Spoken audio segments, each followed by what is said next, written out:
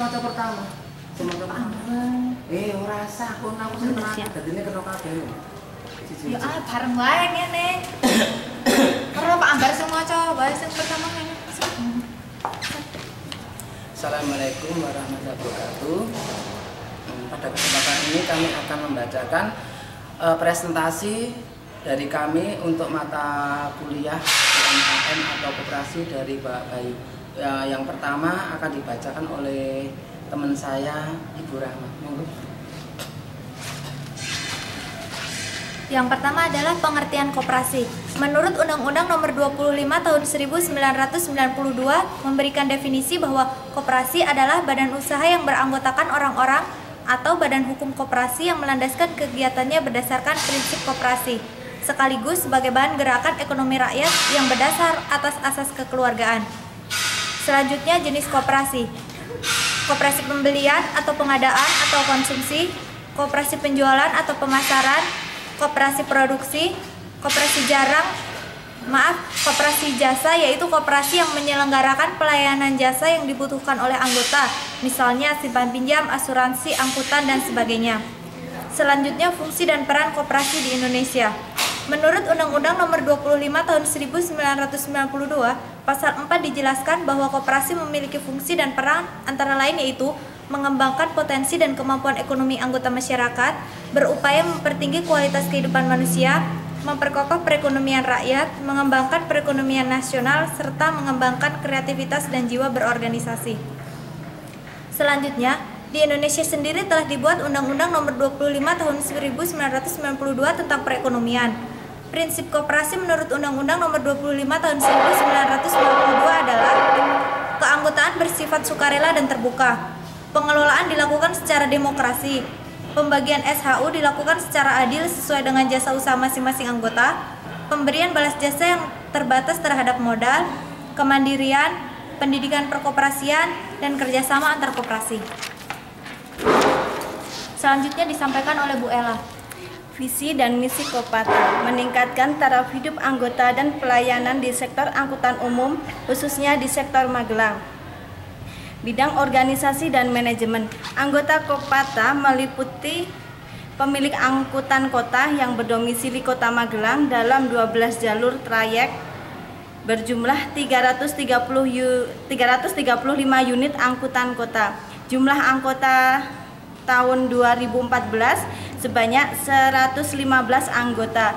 Dari sejumlah anggota Kopata tersebut belum dapat memberikan kontribusi dalam mendukung guna memupukkan modal koperasi. Baru 15% anggota yang aktif menabung.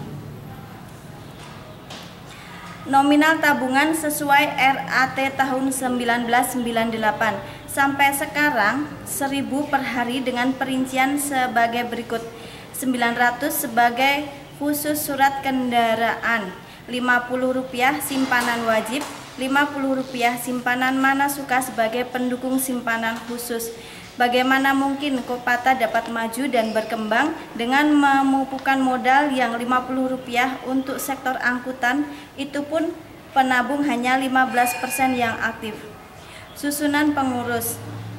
Pelindung Bapak Wali Kota Magelang. Pembina Kepala Kantor Koperasi Kota Magelang, Ketua Dekopinda Kota Magelang, Kepala Bagian Perekonomian Kota Magelang, yang diketuai oleh Bapak Darmanto Asrianto, Sekretarisnya Bapak Danang Tri, Bendahara Bapak Kuncoro Yuliarto, Pembantu Umum Bapak Riyadin dan Bapak Bambang Purwanto, Pengawas Bapak Ahmad Natsmudin dan Bapak Bambang Purwanto. Selanjutnya akan dibacakan oleh Bapak Ambar. Terima kasih atas waktunya. Untuk karyawan, dalam melaksanakan tugas sehari-hari, pengurus dibantu 2 karyawan. Yang pertama Sumono sebagai pembantu administrasi simpanan anggota. Yang kedua Muhammad Nuh, pembantu umum dan petugas lapangan. Untuk pengurus full timer yaitu Darmanto Asrianto sebagai ketua dan Kuncoro YS sebagai bendahara. Bidang usaha dan permodalan, bidang kegiatan usaha Kopata masih berkisar pada pelayanan kebutuhan anggota yang berkaitan dengan surat izin angkutan kota seperti SK Trayek KP, Trayek, dan izin usaha angkutan. Pemberian pinjaman kepada anggota yang khusus aktif menabung sesuai dengan kondisi keuangan Kopata. Bagi yang membutuhkan nilai nominal pinjaman yang tinggi, kami salurkan kepada bank yang biasa memberikan pinjaman untuk anggota Kopata seperti overhaul bodi dan mesin, serta untuk mereka yang meremajakan kendaraan angkutan kotanya.